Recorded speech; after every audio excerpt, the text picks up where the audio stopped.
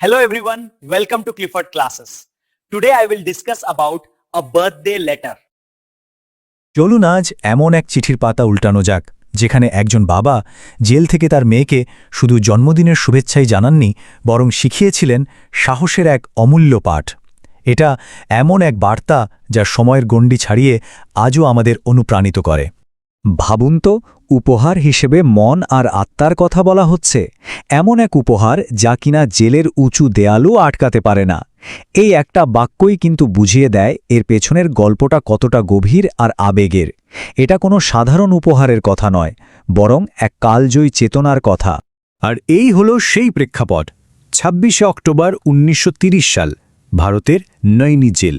জওহরলাল নেহেরু তার ১৩ বছর বয়সী মেয়ে ইন্দিরাকে জন্মদিনের উপহার হিসেবে এই চিঠিটি লিখছেন। সময়টা ছিল ভারতের স্বাধীনতা সংগ্রামের এক উত্তাল অধ্যায়।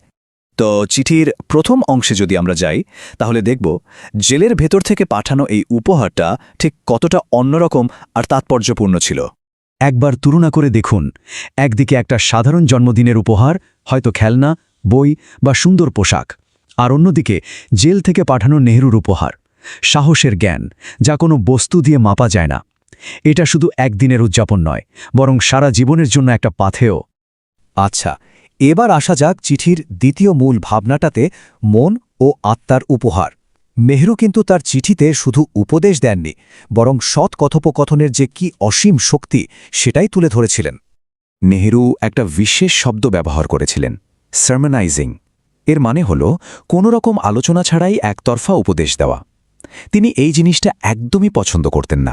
তার বিশ্বাস ছিল সত্য খুঁজে পাওয়ার সেরা উপায় হল মতবিনিময়, মানে একে অপরের সাথে কথা বলা। এমনকি নিজের মেয়েকে কিছু শেখানোর সময়ও তিনি এই নীতিতে অটল ছিলেন। অর্থাৎ নেহরুর কাছে সবচেয়ে মূল্যবান উপহার ছিল একটা সৎ আলোচনার সুযোগ, কারণ তার মতে জ্ঞানের আদান প্রদানই মানুষকে সত্যের কাছাকাছি নিয়ে যায়, আর এটাই ছিল তার দেয়া শ্রেষ্ঠ উপহার। চিঠির তৃতীয় শিক্ষাটা ছিল আরও গভীর। প্রশ্নটা হলো, বীরেদের জন্ম হয় কিভাবে? সাধারণ মানুষই বা কিভাবে অসাধারণ হয়ে ওঠে? নেহরু এখানে একটা দারুণ কথা বলেছেন। তার মতে বীরত্ব কিন্তু কোনো জন্মগত গুণ না। তাহলে কোন শক্তি সাধারণ মানুষকে বীর করে তোলে? উত্তরটা হলো একটা মহৎ উদ্দেশ্য। যখন একটা গোটা জাতি কোনো মহান লক্ষ্যের জন্য জেগে ওঠে, ঠিক তখনই জন্ম নেয় বীরেরা।